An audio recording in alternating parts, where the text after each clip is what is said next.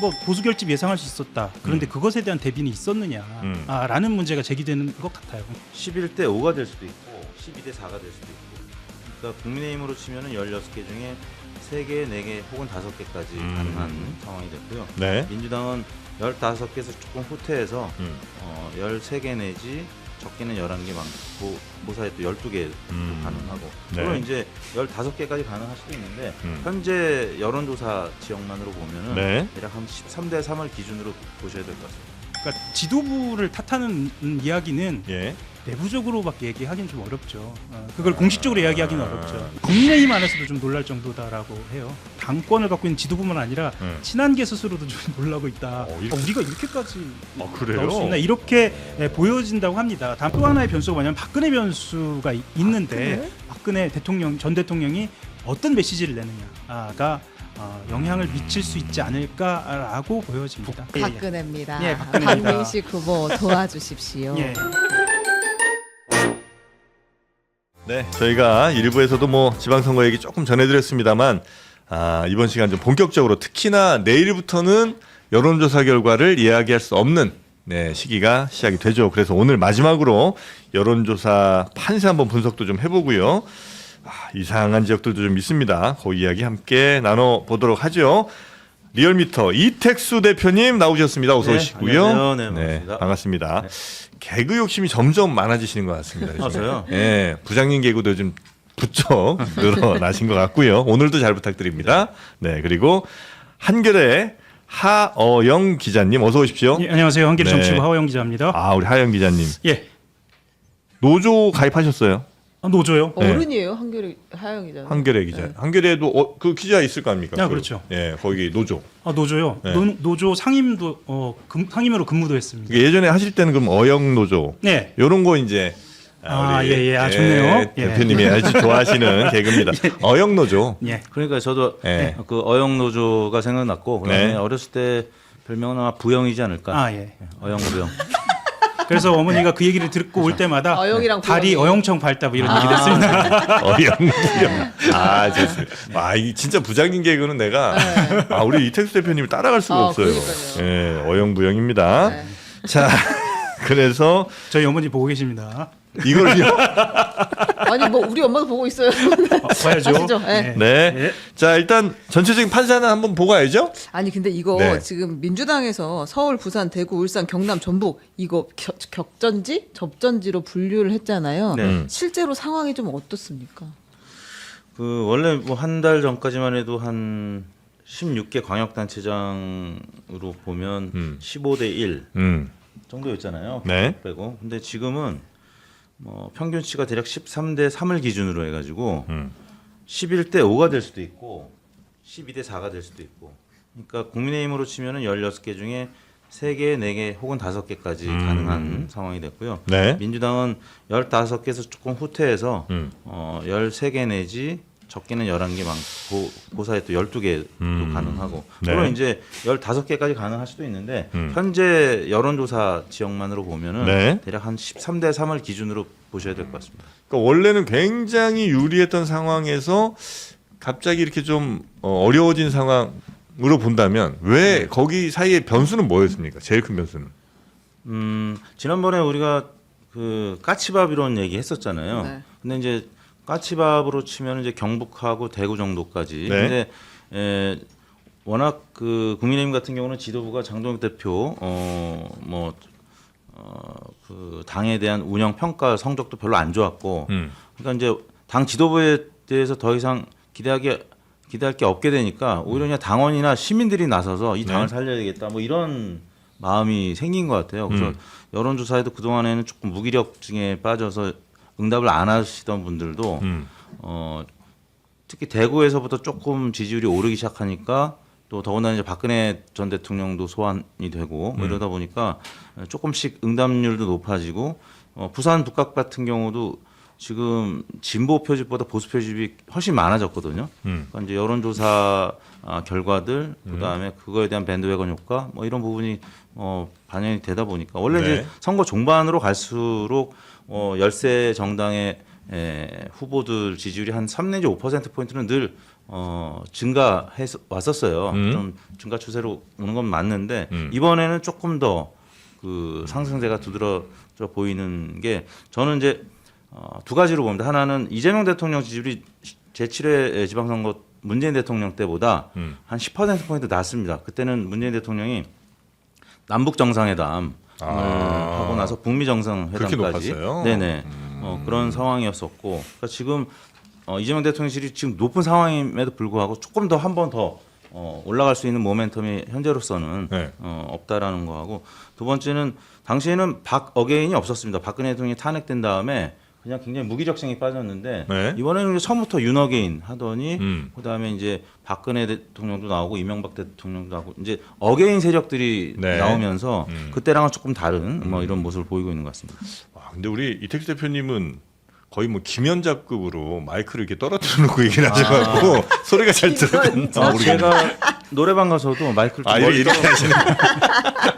워낙 목소리가 좀 크다 보니까 그래요. 알겠습니다. 저 때문에 기청 떨어지신 분 계시면 안 되니까. 네. 하여튼 그런 이유들로 지금 한 달 전 혹은 두 달 전과는 굉장히 상황이 좀 달라졌다고 판단하시는 그렇습니다. 거고 우리 기자님께서는 어떻게 보세요? 그러니까 어떤 분들은 지금 뭐 댓글 쭉 보니까 당 지도부의 문제로 판단하시는 분들도 계신 것 같고요. 당의 어떤 뭐 일종의 분열 상황 같은 것들이 이렇게 15대 1에서 12대 4 혹은 11대 5까지 지금 가고 있는 거 아니냐 이런 분석도 하시는 것 같습니다. 예, 원래 그 이재명 대통령의 득표율을 보면은요. 네.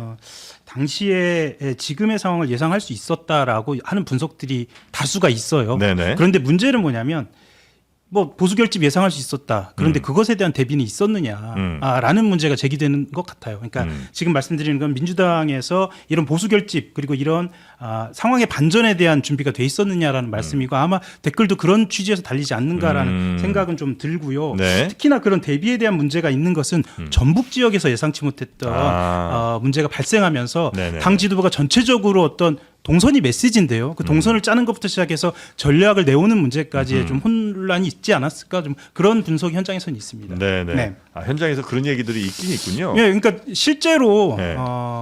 그러니까 지도부를 탓하는 이야기는 예. 내부적으로밖에 얘기하기는 좀 어렵죠. 그걸 공식적으로 이야기하기는 어렵죠. 이제 네네네. 공식적으로 이야기하는 것은 뭐 보수 결집이다 정도 이야기는 하는 거고요. 네. 다만 지금 상황에서 아까 지금 전북 지역 말씀드렸습니다만 예상되지 못했던 결과에 대한 대비도 있지 않았을까. 항상 플랜 B는 있어야 하니까요. 그것에 대한 대비는 안 돼 있었다라는 부족했다라는 지적은 있는 거죠. 네네네. 자, 그래서 지금 현재 어쨌든 민주당이 맨 처음 선거 시작할 때보다는 꽤 불리해진 것. 물론 그럼에도 불구하고 절대 성적이야 뭐 훨씬 더 과반을 훨씬 넘어가는 수준이긴 합니다만 국민의힘이 워낙 힘든 상황이었을 거라고 생각했는데 그보다 많이 지금 올라오는 지역, 특히나 관심 많이 가는 지역들에서 많이 지금 붙고 있다는 거잖아요. 제일 접전인 데가 지금 현재 어디 좀 많이 거론되고 있습니까? 지금 어디로 봐야 돼요? 대구 정도 뭐 보나요? 대구하고 경남 대구는 지금 거의 그러니까 추경호 후보가 한 앞서기 8, 9% 이렇게 앞서는 그런 조사도 나왔죠. 것들이 이제 나타났고 예. 경남도 거의 붙어 있는 조사 결과 혹은 박한수 지사가 조금 앞서 있는 결과들이 경남은 나타났고 붙었고 그다음에 충남도 거의 붙은 조사들이 충남이요? 예, 충남은 있었습니다. 근데 어떻게 된 거예요? 원래 충남이 네. 그 상당히 10%포인트 이상 차이가 났었잖아요. 네. 근데 이제 갑자기 붙게 된 거는 뭐 계기가 있었던 거예요? 그 충남 현장에 가봤던 분들 얘기 들어보니까 김태흠 지사가 이제 원래 그 광역단체장 중에서 그 평가가 뭐 좋았던 분 중에 한 분입니다. 저희나 갤럽이 이제 매달 혹은 뭐 분기별 광역단체장 평가할 때 김태흠 지사가 그 옆에 있는 충북 또 세종 뭐 이런 대전보다는 좀 평가가 좋았던 지역 중에 하나였고요. 예. 그리고 워낙 충남이 또 다른 지역에 비해서 뭐 서울도 그렇지만 굉장히 타이트한 그 격차. 박수현 후보도 국회의원 선거 때 늘 정진석 후보랑 막 1, 2% 차이로 박빙승부로 갈리는 지역이 충남이거든요. 네. 지난번 또 대선 때도 이재명 대통령이 여기서 이제 김문수 후보를 뭐 아주 큰 격차는 아니었단 말이에요. 그리고 그러니까 서울하고 이제 충청은 조금 비슷한 분위기인데 서울도 네. 뭐 저희가 기억하시겠습니다만 이재명 대 김문수가 5.5%포인트밖에 차이가 안 났었잖아요. 그러니까 이제 한 달 전까지는 한 10%포인트 이상 차이가 나다가 점차 열세 정당 후보들이 3 내지 5%포인트 따라 붙다 보니까 그리고 네. 그런 분위기가 또 다른 지역으로 확산이 되고 국민의힘 지지율이 조금 오르고 민주당 지지율이 좀 주춤한 그 사이에 일부 지역들은 이렇게 붙었는데 아무튼 대구, 경남, 충남, 그다음에 울산이 지금 단일화 난항 상황이 됐기 때문에 여기가 조금 박빙 우세 지역에서 좀 만약에 단일화가 안 되면 그러면 그 실망감 때문에 진보층이 투표하러 안 나갈 수도 있기 때문에 이 부분이 울산 지역도 지금 굉장히 타이트한 지역으로 분류가 되고 있습니다. 네. 친윤 뭐 계엄 내란 탄핵 뭐 이런 이 키워드는 이제 지방선거에서 크게 역할을 못 하는 건가요, 이제는? 이미 선반영됐다라고 판단이 되고 실제로 이제 지역 선거는 지방 선거는 지역 시주들이 중요하죠. 중요하고 특히나 충남 같은 경우에는 장동혁 대표하고의 디커플링도 있었던 것 같아요. 그러니까 여러 가지 네. 관계가 있잖아요. 장동혁 대표가 실제로 김태흠 지사의 지역구를 물려받았다던가 뭐 이런 어찌 보면 굉장히 친연성이 높은데 그 반대로 길을 걸으면서 그런 이미지들이 좀 남아 있는 것 김태흠 같아요. 후보가? 네, 김태흠 후보가 초반에요. 초반에 그렇게 관계를 정리한 것도 있었고 사실 지역만 좀 내려가 보면 김태흠 지사 쪽에서의 네거티브들도 좀 있는 것 같아요. 박수현 후보를 향한 이런 네거티브도 지역 곳곳에서는 먹혀요. 있지 않나라는 분석들도 현장에서는 나옵니다. 그러니까 그래요? 우리 중앙에서 봤을 때 지역은 큰 흐름만 보여지거든요. 근데 지역에 내려가 보면 현장에서는 그 사람의 됨됨이 왜냐하면 충남에서 워낙에 오래 활동하던 그 지역 정치인이기 때문에 이전 선거 그 이전 선거의 네거티브들도 남아 있거든요. 그것들이 어떻게 해소됐으며 어떤 서사를 갖고 있는가에 대한 그런 이야기들도 좀 오가고 있다고 합니다. 근데 그 네거티브라는 것이 개인사를 이야기하는 그렇죠. 거예요. 그게 진실 여부하고 무관한 거죠. 예. 근데 이제 오랫동안 사람들의 기억 속에 있던 게 다시 소환이 되는 건가요, 지금? 예, 그러니까 이게 그런 작용이 있으면 반작용이 있기 마련이잖아요. 네거티브가 가면 그 반작용이 있기 마련인데 사실 쫓아가는 입장에서 그것을 먼저 공격을 했을 때 반작용이 중요한 건 아니고 일단 작용의 효과를 보고 있다고 하면 그 흐름은 계속 가거든요. 그런 상황 아닌가 뭐 지역에선 그런 이야기는 있습니다. 예. 그래요. 지난 대선 때 여기 충남 지역에서 이재명 후보가 47.7% 득표한 반면에 김문수, 이준석 두 후보를 합치면 51.3%예요. 충남? 네, 충남이요. 그래요. 예. 그렇기 때문에 뭐 이재명 대통령 국정수행표가 워낙 좀 높기 때문에 이거보다는 박수현 후보가 더 득표할 가능성은 있습니다. 그래서 뭐 49% 50% 득표할 가능성이 있는데 정말 1% 싸움이 되는 거죠. 김문수, 이준석 두 후보를 합쳤던 그 지지율이 51%였기 때문에 여기서는 진짜 51대 49 싸움이 되지 않을까라는 충남 같은 경우가 네. 굉장히 많이 붙어 있군요. 그리고 실제로 충남 지역 뭐 진행자께서 잘 아실 거라고 저는 생각을 하는데요. 생각보다 우리가 예상하는 것보다 훨씬 보수세가 강하죠. 맞아요. 예, 그 결집도도 무시할 수 없는 거고요. 예. 특히나 그 뭐 대전, 뭐 천안 정도, 아산 뭐 요 정도 빼면 나머지 지역은 보수세가 굉장히 강한 편이긴 하죠. 예, 공주 이남으로요. 저 아래 부여까지는 그렇다고 좀 봐야겠죠. 맞습니다. 자, 여튼 충남도 그래서 굉장히 많이 붙어 있는 상황이고 네. 서울 한번 좀 봐야 될 것 같습니다. 서울시장은 그 저희 여론조사 한번 표 띄워주시면 5월 18일부터 이제 5월 19, 20, 21, 22 요때 조사한 것들을 저희가 한 번에 묶어놓은 표를 가지고 왔거든요. 근데 그 오세훈 후보가 35% 정도에서 계속 왔다 갔다 하고 정원호 후보가 42%, 3%에서 왔다 갔다 하는 게 이제 대세인데 그 가운데 이제 격차가 붙은 것들이 좀 나왔어요. 이제 뭐 0점, 그러니까 오차 범위 안에서 접전 있는 것들도 상당히 많이 지금 조사가 나왔습니다. 그래서 이제 선거운동 시작하기 전에 비하면 격차가 상당히 많이 좁혀져 있다 지금 서울이 그런 상황인데 요거는 이제 어떻게 전망을 해야 되는 건가요? 지금 좁혀지는 추세에서 계속 더 붙는다고 봐야 돼요 선거 때까지. 가장 마지막으로 조사된 곳이 저희 리얼미터가 5월 24일, 25일 조사한 내용이 여기 지금 빠져 있는데 48.8대 41.4, 7.4%포인트 격차로 정원 후보가 소폭 앞서 있습니다. 그 전이 한국사회론연구소 이거는 이제 방금 그래프에 포함이 됐었던 건데 두 번의 격차가 5.5% 포인트 차이로 정 후보가 앞서 있고 그러니까 마치 지난 대선 때 이재명 후보가 김문수 후보를 5.5% 포인트 앞섰던 딱 그 그 정도? 수준이거든요. 근데 전화 면접 조사에서는 초반에 격차가 좀 컸습니다. 뭐 8 내지 뭐 11% 포인트까지 정 후보가 앞서다가 이제 근래 들어서 한 일주일 전쯤 5월 19일, 20일 이맘때 치러진 여론조사 ARS 조사에서 뭐 0.1%, 0.4% 포인트 격차로 붙은 결과들이 있었는데 아무튼 그 다음에 마지막으로 블랙아웃 기간 직전에 발표된 KSY하고 리얼미터 조사는 다시 지난 대선 분위기로 한 5% 포인트에서 한 7% 포인트 분위기로 좀 벌어져 있는 상황입니다. 맨 처음 뭐 서울시장 여론조사 처음 나왔을 때는 차이가 진짜 많이 났었던 것 같은데 제 얼핏 기억이 10%는 무조건 이상 났었던 것 같은데 이렇게 지금 줄어드는 거는 뭐 원래 이제 서울 이렇게 시장 선거하면 뭐 한 5% 안쪽으로 다 붙기 때문이에요? 아니면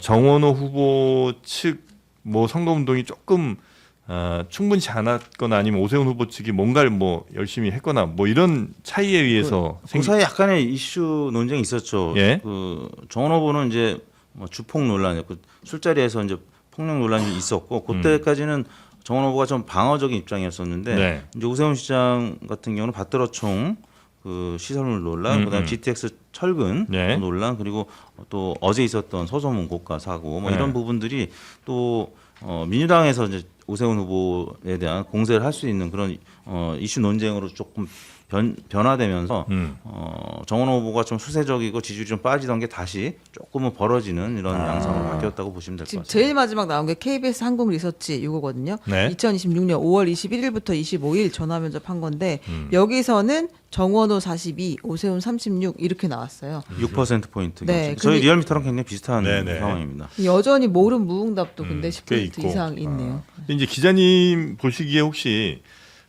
이게 국민의힘에서는 뭐 여러 의원들 예를 들면 뭐 김재석 의원이라든지 몇 명이 아주 공격적으로 이제 정원호 후보에 대한 검증 내진 네거티브를 많이 하지 않았습니까? 예. 근데 이제 민주당에서는 현역 의원들이 훨씬 아마 서울 지역에 많을 텐데 오세훈 후보에 대한 그런 네거티브 내지는 검증 이게 의원 차원에서는 별로 이렇게 막 이루어지지는 않은 것 같은 느낌도 좀 있습니다. 그래서 두 가지 정도 예. 캠프 내부에서 이야기가 좀 있었어요. 이제 예. 뭐 보도는 전면적으로 되지는 않았는데 예. 첫 번째 의원들에 대한 불만이 실제로 있었습니다. 캠프 내에서도 예, 캠프 내에서 의원들이 뭐 하는 거냐. 지금 네거티브를 받고 있는 상황에서 예. 계속 우리가 추세적으로 불리해지고 있다. 여론조사를 보면 네. 이것에 대한 비판이 있었고 또 하나는 너무 큰 메모드 구조기 때문에 간소화하자 이번 기회에 차라리 다 털고 혼자 가자. 정원호 후보 혼자 한번 해보는 거 어떠냐라는 의견이 나올 상황까지 갔거든요. 네. 그런데 저는 그 네거티브 공방이 오히려 반전을 준 계기도 있었던 것 같아요. 왜냐하면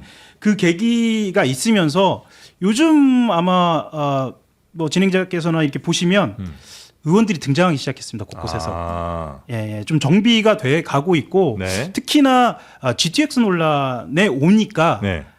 정원호 후보한테 좀 더 집중하는 그런 계기들이 있었던 것 같아요. 그래요? 예, 애초에는 네거티브에 대해서도 제대로 준비 안 된 모습, 자꾸 네. 이 제가 준비 안 된 모습만 얘기해서 좀 난감하긴 한데 네. 네거티브에 대해서도 적절하게 대응하지 못하는 모습이 있었던 건 사실이죠. 네거티브에 대해서 적절하게 대응하는 건 곧바로 나오는 해명이 아니라 사실 선거전에서는 상대에 대한 다른 네거티브죠. 네거티브거든요. 그쵸. 예, 그런데 그거에 대해서 적절하게 이슈를 주도하지 못했다고 했었는데 네. 지금은 상황이 조금 달라진 것 같긴 합니다. 그래서도 여론조사도 혼전으로 가고 있는 것 같고요. 그래요? 기자들이 말하기 좀 어려운 상황으로 점점 가고 있죠. 예. 그래서 고민정 의원이 아마 좀 등판을 네. 하는 모양인 고민정 것 의원 같고요. 정도인 것 같아요. 근데 제가 봤을 때 여러 의원 되게 많잖아요. 서울에 한 20명 저는 가까이. 잘 진짜 이해가 안 돼요. 이 판이. 예. 그러니까 왜냐하면 네. 얼마든지 더 잘할 수 있었을 것 같은데 의원들도 하나도 안 나오는 상황이었고 그리고 먼저 던지는 이슈가 하나도 없었어요. 근데 이제 그냥 유권자로서 어떤 느낌도 드냐면 이 지역마다 지역의 맞춤 공약으로 현수막을 걸잖아요. 그러니까 이제 뭐 이를테면 여기가 있으면 여기 뭐 무슨 서울링 아마 그렇게 걸었던 것 같아요. 오세훈 시장이. 그 후보가. 근데 그거를 사람들이 원튼 원치 않든 이 지역에 뭘 할 건지를 지방선거 때 원래 플랜카드에 걸어주는데 그것도 제가 봤을 때 정원 후보가 디테일하게 안 나왔어요. 근데 그 많은 사람들이 캠프에서 그러면 뭘 하고 있는 것인가가 전 진짜 궁금했거든요. 캠프가 아침에 선대본 회의를 하거든요. 그러면 그 직후에 제가 전화를 주고받기도 합니다. 네네네. 그런데 한숨을 쉬는 경우가 많이 있었어요. 왜냐하면 이게 캠프 회의가 워낙 크다 보니까 얘기할 사람들이 워낙 많고 그러다 그래요? 보니까 지금 방금 말씀하신 디테일로 들어가려면 네. 더 숫자는 줄어들고 더 빠르게 결정을 해야 하거든요. 그런 상황이 좀 되지 못했다. 왜 이렇게 사람이 많아요? 가능성이 높았기도 했고 네. 또 후광 효과도 있는 것 같습니다. 후광 효과? 이재명 대통령이 뒤에 있다 보니까 이후를 바라보는 당선 가능성은 높고 그리고 그 이후에 지지하는 의원들로 남고 싶은 그런 바람들도 있었던 것 같아요. 그럼 열심히 나와서 좀 적극적으로 좀 도왔어야지. 아까 네거티브 말씀하셨지만 의원들이 나섰을 때 대체적으로 등장하는 모습이 네거티브고 네. 사실 네거티브는 위험성이 있거든요. 그런 측면도 있는 것 같습니다. 계산이 너무 많으면 나서질 못합니다. 그 자리에 앉아 있기 마련이죠. 그래서 생각만 많고 막상 행동에 나서기는 조금 주저주저하게 되는 상황들이 아마 정원호 캠프 내에서는 좀 있었던 것 같고요. 네. 그래서 지금 여론조사 결과는 상당히 뭐 오세훈 후보가 좀 추격을 많이 한 상황인데 아직은 그래도 한 5%에서 많게는 8 요 정도까지는 벌어져 있는 상태다. 네네. 예, 5 내지 한 7% 포인트까지 벌어져 있는 상황입니다. 네. 오차범위 내긴 합니다만 아무튼 그 여러 가지 빈도를 보면은 여론조사 빈도를 보면 아직까지는 오세훈 시장의 우세 성적표가 좀 더 많다. 모름 무응답은 어디로 갈까에 대해서는 혹시 그런 것도 조사하세요? 이제 과거 선거를 보면은 예. 뭐 대략 반반 가져가는 경우도 있지만 열세 후보가 조금 더 가져가는 경향성. 그러니까 한 4대 6 정도 열세 후보가 더 가져가거나. 그럼 왜 그래요? 그다음에 이제 신기하네. PK 지역에서는 민주당도 좀 샤이 진보가 있습니다. 그러니까 TK나 PK에서는 민주당이 거기서 야당인 셈이잖아요. 그래서 이제 민주당 지지자라고 얘기를 안 하거나 아예 여론조사 응답 안 하시는 분들이 계셔가지고 여기는 한 3분의 1 가량 또 민주당이 가져가고 3분의 2는 국민의힘이 또 가져가고 이런 경향성. 근데 수도권은 그거보다는 이제 좀 격차가 줄어서 많이 갈린다고 해도 한 4대 6 정도. 그래서 오세훈 후보 입장에서는 그걸 감안하면 앞서 소개해 주셨던 0.1 내지 0.4% 포인트 차이 났던 그 조사 그 정도 붙어야 이제 좀 승산이 있다고 보는데 오세훈 캠프에서는 또 약간 앞서는 결과도 있었던 모양이더라고요. 그래서 그 자료를 많이 내세우면서 캠페인을 하고 역전이 됐다라고 하는데. 그럼 이제 캠프에서 자체 조사한? 아닙니다.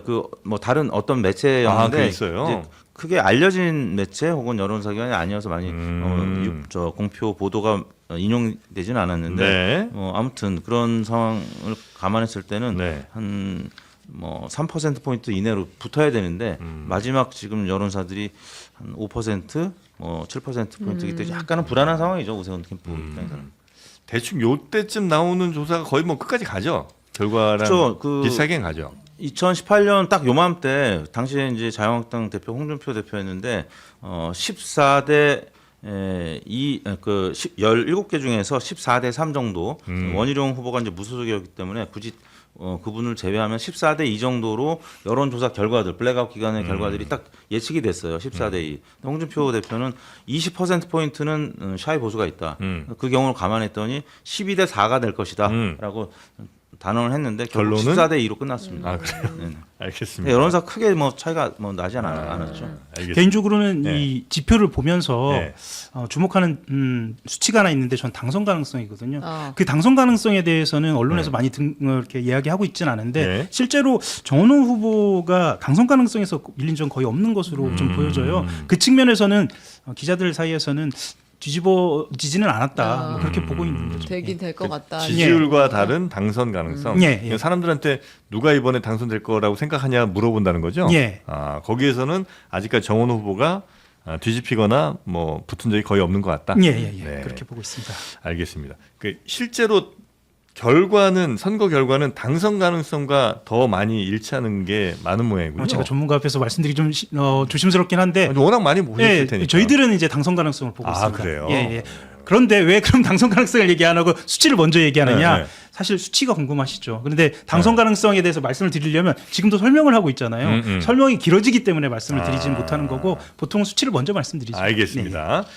자, 그리고 부산 여기는 지금 한동훈 후보가 꽤나 약진하는 모양이에요. 그리고 조사가 굉장히 많이 쏟아져 나오고 있는 상황인 것 같습니다. 한 아. 일주일 전까지는 네. 그래도 하정우 후보가 30%대 후반을 계속 유지하고 있었는데 네. 지금 그게 좀 줄어들고 이제 한동훈 후보가 앞서는 조사들이 여러 개 나왔어요. 그래서 한꺼번에 보여주시면 이렇게 보면 잘 안 보일 것 같긴 한데요. 네. 근데 흐름은 보이긴 네, 합니다. 흐름이 지금 이 주황색이 파란색이 하정우 후보예요. 네. 그래서 이제 5월 14일 보면 41.7인데 쭉 왔다 갔다 해서 조금 내려와서 34.5로 이제 뒤에 끝나 있고요. 그리고 이제 한동훈 후보는 32.2였는데 나중에 보면 41.5로 이제 끝나 있거든요. 근데 맨 마지막 조사는 따로 저희가 말씀을 드리겠습니다. 좀 특이한 네. 조사여서 이걸 빼고 본다고 하면 어. 어쨌든 역전이 되는 그림이 최근에 나왔어요. 요게 이제 가상 양자 대결 아니고 그냥 삼자 대결인데 이렇게 나오는 네, 거죠? 네. 그대로 이제 누구도 단일화하거나 그만두지 않고 끝까지 간다고 했을 때 네. 이렇게 나온다는 겁니다. 지금 단일화 가능성 뭐 매우 적어. 네, 없다고 보고 그냥 가야 될 것 같고. 지금 혹시 뭐 부산도 취재 가실 적이 있으세요? 저는 아직 부산 안 가시고. 간 적은 없고요. 네. 제가 데스크이기 때문에 그럼 이제 이제 후배들이 보고를 자주 많이 하죠. 받으시겠구나. 뭐 보고를 받는다기보다 이제 네. 같이 참고를 하죠. 네네네네. 그런데 부산 분위기는 중앙에까지 전달되어 오는 게 거의 맞는 것 같습니다. 제가 아까 지역하고 중하고 차이가 있다라고 말씀드렸는데 예. 그만큼 보도가 많이 나오고 있고 제가 말씀드리고 싶은 거는 국민의힘 안에서도 좀 놀랄 정도다라고 해요. 그리고 제가 말씀드린 국민의힘에서 놀랄 정도로 한동훈 후보가 선전하고 있다라고 하는 것은 예. 단순히 지금 당권을 갖고 있는 지도부만 아니라 친한계 스스로도 좀 놀라고 있다. 우리가 이렇게까지 그래요? 나올 수 있나 이렇게 보여진다고 합니다. 다만 여론조사가 지금 그것이 진실로 확인이 되느냐, 결과로 확인이 되느냐는 좀 두고 봐야겠죠. 그것에 대해서는 저도 조금 말씀드릴 여지가 좀 있을 것 같습니다. 조금 이따가요. 예. 아니면 혹시 그런 것도 있나요? 이게 다자 대결이면 여론조사 결과는 뭐 4대 3대 3 뭐 이렇게 나오더라도 막상 이제 투표 날 가시면 어쨌든 될 사람 한 명을 뽑는 거기 때문에 그 여론조사에서 답했던 거랑 다른 어떤 쏠림 현상 같은 게 실제 투표 결과로 나오기도 합니까?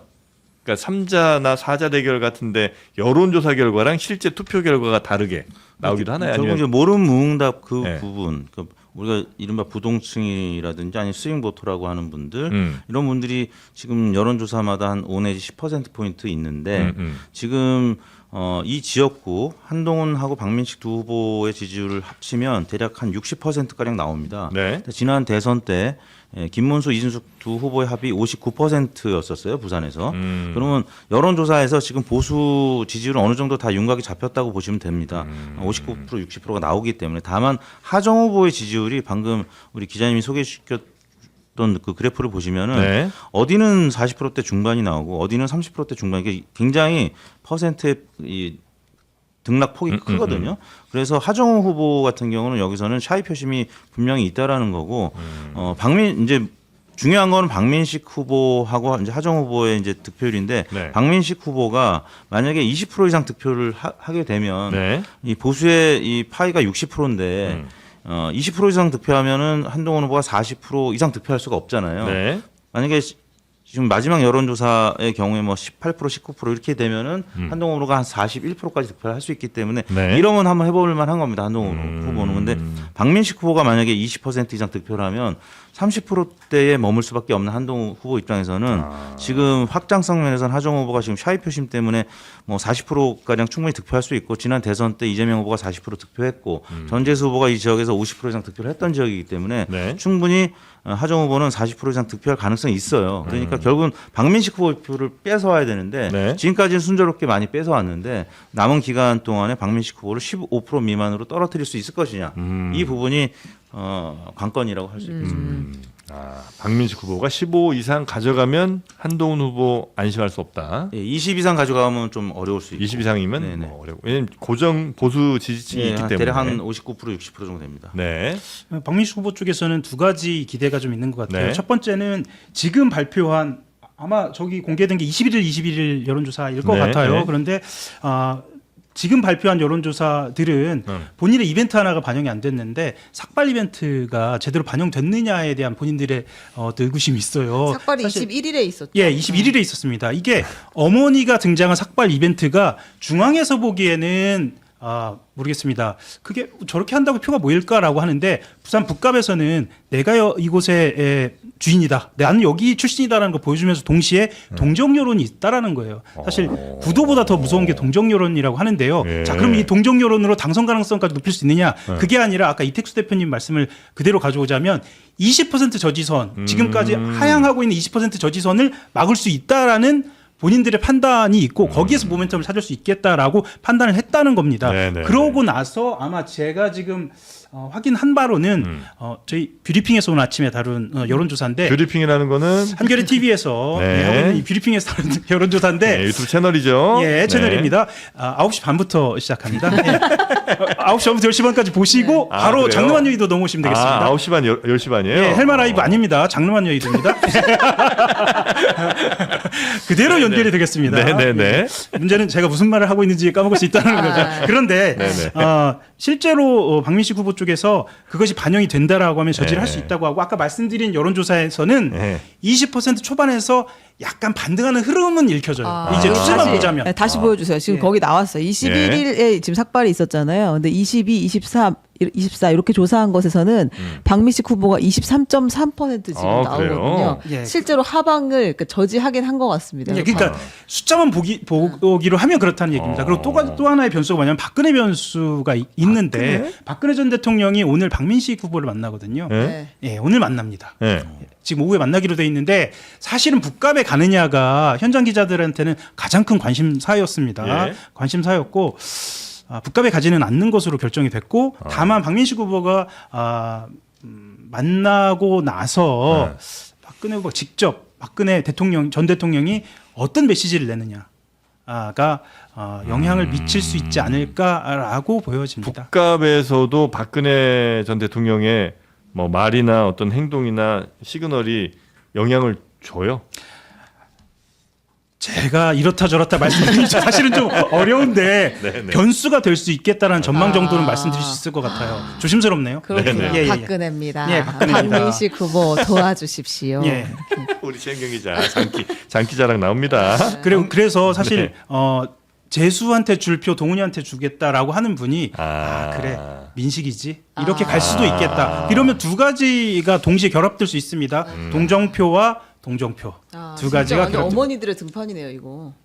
그렇게 되겠네요. 네. 저도 내일 그렇게 얘기하겠습니다. 어머니들의 대결. 예. 네. 박민식 후보가 지금 20%대 초반 혹은 10%대 후반 여기 머물고 있는 거는 본인의 지역구에서 활동했던 선배 정치인들 정영근 그다음에 서병수 뭐 이런 분들 그다음에 YS 아들인 김현철 씨까지 지금 한동훈 후보를 지지하게 되면서 본인이 과거 이 지역에서 득표했던 40%대 후반을 한 절반밖에 못 갖고 오고 있는 거예요. 자기 표만 선배들의 표를 못 갖고 오고 그게 네. 한동훈 후보한테 갖고 한동훈 후보는 또 제3 대한 정치에 대한 기대감을 또 한 5, 내지 10%포인트 가져가다 보니까 지금 네. 30%대 후반을 가져가고 있는데 박민식 후보가 지금 세력이 많이 이탈하면서 지금 지지율이 좀 낮아진 건데 박근혜 후보가 만약에 만나고 또 좋은 메시지를 내준다면 네. 세력이 다시 조금 모이는 거기 때문에 박민식 후보 입장에서는 지지율 상승에 좀 모멘텀이 될 수 있는 그런 기회라고 생각합니다. 한동훈은 끌어내릴 수 있겠다. 요 전략이 통할 수도 있겠네요. 근데 이제 하정우 후보가 결집을 하느냐가 사실은 마지막 남은 과제인 것 같아요. 하정우 후보에게 민주당 표가 결집할 수 있느냐? 지층이 모일 것이냐 지금 이게 전재수만큼은 아니어도 네. 이제 이재명 대통령 득표율만큼은 가져와야 되는데 지금 그게 안 되고 있는 상황이어서 캠프가 상당히 위축돼 있다. 네. 그러니까 8년 전 이맘때 그 여론 조사를 보면은 당시 오거돈 후보 지지율이 마지막 여론 조사보다 한 5% 포인트 뭐 이 정도 더 나왔어요. 그러니까 지금 그러니까 샤이 진보 표심이 있다는 예, 얘기죠. 예. 그래서 지금 하정우 후보 지지율도 부산에서는 워낙 샤이가 좀 있기 때문에 3 내지 5% 포인트는 이거보다는 좀 높아질 가능성이 있다라는 얘기죠. 그래서 결국에는 한동훈 후보가 박민식 후보 표를 더 뺏어와야 된다라는 아하. 얘기죠. 중앙 언론에서 그 제대로 보도되고 있지 않은 것 중에 하나는 하정우 후보의 선거 전략 중 하나가 지금 지인 찾기 하고 있는데 지인 찾기가 뭐지? 전화로 네, 맞아요. 각 지역에 있는 지인을 찾는 겁니다. 이렇게 얘기하면 야 그게 표가 도움 됩니다. 그래서 지금 민주당 지역에서 특히 이 하정우 후보 캠프에서는 지인 찾기에 총력을 기울이고 있고 말씀하셨던 것처럼 샤이표 그리고 이번에 선거 하정우가 이겼지 정도로 마음먹고 있는 사람들을 투표장으로 끌어낼 수 있는 방법들 직접적으로 1대1로 만날 수 있게 뭐 이런 선거 전략을 구사하고 있다고 합니다. 네네. 예. 아니 이게 저 후배 기자분들이 이제 취재 열심히 하실 거 아니에요. 부산에 하정우 후보 취재하신 분들도 있을 거 아닙니까? 물론입니다. 예. 그쪽 캠프 분위기는 어떻답니까? 캠프 분위기는 아까 위축이라고 말씀을 하셨는데 네. 열심히는 하고 있다. 네. 최선을 다하고 있다. 뭐 이 정도 열심히 하는 분위기 정도는 느껴질 수 있다라고 말씀드릴 수 있겠네요. 예, 조심스럽네요. 아니 뭐 예. 굉장히 지금 막 이게 막 으쌰으쌰해서 막 잘 되고 있다 이런 이제 캠프 분위기일 수도 있고 이 캠프 분위기를 제가 비유해서 설명을 드리면 예. 1차로 내려간 사람들 말고 아까 말씀드렸던 이 지인 찾기의 프로그램을 갖고 내려간 네. 분들은 에이스가 재차 투입됐다라고 이제 투입된 거예요. 예, 됐다라고 아. 예, 그렇게 예, 전해지고 있습니다. 그 에이스를 왜 예. 인재 투입을 그러게 했는가? 왜 이제 인재가 사실은 오늘일 수도 있고요. 일주일 전일 수도 있을 것 같습니다. 아, 그래요? 그게 지금 보여지고 있는 걸 수도 있고요. 아. 그게 또 이택수 대표님 말씀하셨던 것처럼 샤이로 감지되고 있는 흐름이 있다. 이렇게 보여줄 수도 있을 것 같습니다. 네네네 알겠습니다. 자 그리고 평택을 가장 복잡한 곳이죠. 네, 근데 평택을이 네. 그 최근 조사가 지금 안 보여가지고 일단 저희가 있는 거 가지고 왔는데 음. 5월 21일, 22일 조사, 세계일보 조사, 그리고 5월 17, 19일 조사, 중앙일보 조사 전부 다 이제 김용남 후보가 1등을 달리고 있어요. 전부 오차 범위 안에 있기는 한데 김용남 30, 조국 25, 유이동 23 이렇게 가고 있고 중앙일보도 김용남 29, 조국 23, 유이동 17 이렇게 가고 있습니다. 근데 여기 굉장히 관심 가는 지역일 텐데 여론조사를 여기는 왜 못한 건가 아니면 그냥 발표 안 한 조사들만 좀 있는 건가요? 아마 오늘 뭐 내일 발표가 될 수도 있습니다. 그러니까 여론조사가 오늘까지는 가능하거든요. 예. 그러니까 내일 조사부터 공표를 못 하는 거지. 예. 그래서 오늘까지 조사를 지금 하고 있는 회사들이 있기 때문에 아. 아마 내일 모레 그러니까 내일 여론조사를 뭐 이제 내일부터 공개가 안 된다라는 얘기들을 많이 하는데 그건 아니고 오늘까지 조사한 거는 선거 블랙아웃 기간 동안 계속 인용 보도할 수 있기 때문에 가장 최신 네. 걸로 이제 하기 위해서 오히려 오늘까지 조사를 하는 거겠군요. 그러면. 그렇죠. 그래서 네. 이제 오늘 조사 결과까지 봐야 되는데 일단 지금 아까 소개해 주신 이 결과들은 김영남 후보와 관련된 검증 대부. 이전이죠. 논란, 네. 대법 그 이전에서 네, 충분히 네. 반영되지 않았기 때문에 네. 이 부분이 얼마나 반영이 됐을지가 지금 관심의 대상이 되고 있는 거죠. 네. 그거 얼마나 반영될 거다, 얼마나 악재다라는 거는 그래도 워낙 오래 취재 생활도 하셨으니까 감이 좀 오실 거 아니에요. 여기서 정답을 말씀드리면 모른다가 정답인 것 같은데요. 네. 난 정답 뭐 있으신 줄 알았는데. 아니요 전혀 없습니다. 왜냐하면 이거 말 실수하면은 큰일 나죠. 이거 특히나 평택을에서는 나락방이다, 지금. 평택을에서는 네. 말 실수하면 큰일 날 것 같습니다. 그런데 네. 뭐 오늘 지금 21일, 22일께 최근이니까 네. 보면 보도가 21일 날 나왔거든요. 네. 첫 보도가 말씀드리려고 하는 게 차명대부업체 운용 의혹인데 네. 21일 날 조사가 시작되고 21일 날 보도가 나왔기 때문에 반영이 안 되는 것으로 보여지고요. 다만 주목하고 있는 건 이겁니다. 뭐냐면 김용남 후보와 조국 후보의 차이가 이것으로 벌어질 것인가 아니면 그대로 유지될 것인가. 그러니까 영향이 있더라도 네. 이 영향이 유이동한테 갈 것인가 조국한테 갈 것인가에 대한 관심을 좀 보고 있습니다. 그런데 전문가들 이야기를 들어보면 의외로 이 의혹이 김용남한테 타격이 가겠지만 조국 후보 지지율을 올리지는 않을 것이다라는 전문가들 분석이 있습니다. 이거 굉장히 기묘하죠. 그럼 감정적인 문제인가요, 그거는? 선거 취재를 하다 보면 네. 의혹들이 여러 가지가 있고 네. 그래서 터트리는 과정이라든가 그리고 상대가 어떻게 나오는가의 과정이 지켜봐야 하는데 지금 상황에서는 무엇보다 중요한 건 이 지역에서 어떻게 받아들여지느냐인 것 같아요. 특히나 우리가 주목하지 못하고 있는 부분이 이 지역이 도농복합 지역인데 네네네네. 농촌 지역에서 이 의혹이 어떻게 받아들여질 것인가는 진짜 현장에 가지 않으면 이렇게 감을 잡기가 좀 어려운 상황이고 지금까지 르포는 나오고 있지 않습니다. 한번 가봐야 할 것 같습니다. 아, 그래요? 예, 예. 여기도 근데 취재 보내셨을 거 아니에요? 농촌 지역을 집중적으로 가보지는 않고 보통은 그러네. 이 르포 기자들이 나가면 지점을 찾아서 가거든요. 미리 정하고 갑니다. 정하고 가서 집중적으로 들여다보지는 않는데 네. 그리고 이 의혹이 벌어지기 전이기 때문에 이 이후에는 농촌 지역을 좀 중심으로 해서 어떻게 구존되고 있고 네. 국민의힘에서 본인들이 하고 있다고 주장한 것처럼 이 의혹을 어떻게 조직적으로 퍼나르고 있는지 좀 들여다보고 봐야 할 것 같아요. 네. 이 조국혁신당은 정말 여기 총력전이죠. 그러니까 다른 모든 지역은 일단 모르겠고 일단 여기가 총력이죠. 총력이죠. 다른 지역이 있습니까? 그냥 여기만 있습니다. 왜냐면 조국만 있으니까요. 아, 그래요? 예. 하여튼 여기 만약에 조국 대표가 당선이 되면 이제 조국혁신당으로서 매우 이제 큰 힘이 될 것 같고, 만약에 이제 그게 아닌 경우가 되면 조국혁신당에도 굉장히 큰 상처 내지는 하여튼 큰 훼손이 좀 생기는 거죠. 감정적으로 봤을 때 그런 판단 가능하죠. 상처다, 힘들다. 네. 그런데 기자 된 입장에서 팩트만 보면 네. 쉬시면 됩니다. 조금. 예. 좀 쉬시면 되고 시간을 벌면 됩니다. 이것이 그냥 팩트입니다. 예. 그래요? 예. 저희들은 숫자만 가지고 이야기를 하기 때문에 숫자는 지금으로서는 3에서 1, 뭐 의미 없는 숫자까지 나오고 있는 당이기 때문에 일단 쉬시는 게 맞겠고, 그리고 8월 전당대회 미래에 대한 이야기는 차차 드리는 것으로. 근데 이제 만약에 네. 황교안 후보가 나중에 사퇴를 하면서 네. 사실상 유이동 후보로 보수 단일화가 이루어지게 되면, 네. 그래서 유이동 후보가 현재로서 가능성이 크지는 않지만 당선이 된다면, 그러면 이제 김용남 후보나 조국 후보나 굉장히 좀 상처를 입을 수가 있죠. 누구에게 더 책임이 지워지게 돼요? 보통은 이제 지는 후보한테 네. 그 득표를 좀 덜한 후보, 네. 만약에 김용남 후보하고 조국 두 후보 중에 득표를 덜한 후보한테 책임이 전가가 되겠죠. 더 가요? 당신 때문에 보수 후보가 됐다. 단일화 왜 안 했냐. 늘 뭐 그래 왔었으니까요. 네. 그래서 그 부분이 굉장히 김용남, 조국 두 후보한테 향후에 영향을 미칠 가능성이 있고, 조국 후보가 만약에 당선이 되면 그러면 대권 주자로서 지금도 지지율이 개인 지지율은 높은 편이거든요. 그러면 더 이제 대권 주자로서의 지지율이 높아질 가능성이 있는 거고, 만약에 실패하게 되면 좀 쉬면 되는데 만약에 유이동 후보가 되면 그러면 김용남, 조국 후보 두 후보다 좀 타격이 책임에서 좀 자유로울 수가 없겠네요. 근데 이게 지금 황교안 후보가 만약에 중간에 그만두게 된다고 하면 그 시한이 있을 거 아니에요.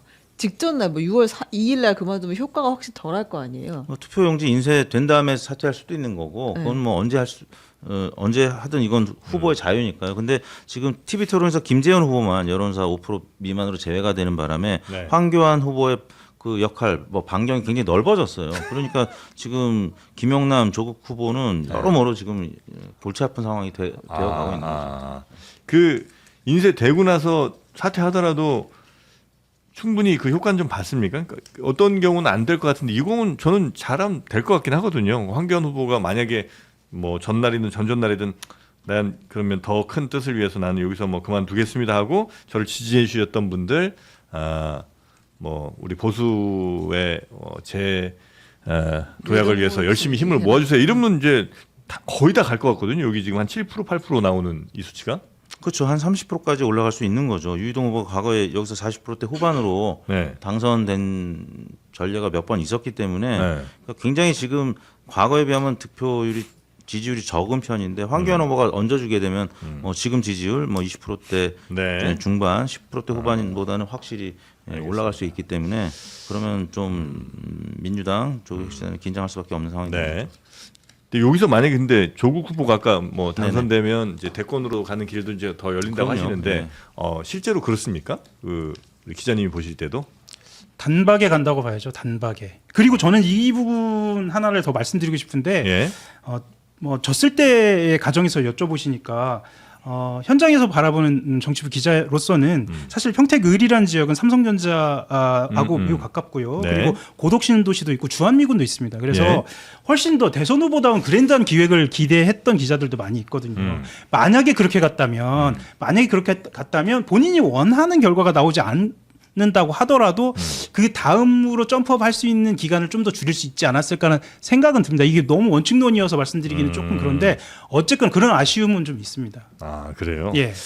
민주당 지지하시는 분들은 예를 들면 조국 후보를 이 민주당의 대선 후보로 받아들이는데 혹은 이제 지지하는데 뭐 거부감 같은 건 전혀 없는 그런 상황이에요? 아니, 거부감 좀 있죠. 네. 지금 뭐 댓글에도 보니까 좀 거부감을 보이는 네. 그래서 계속 지켜보고 계셨구나. 리얼미 털 뭐 이런 거. 구라미터죠. 예.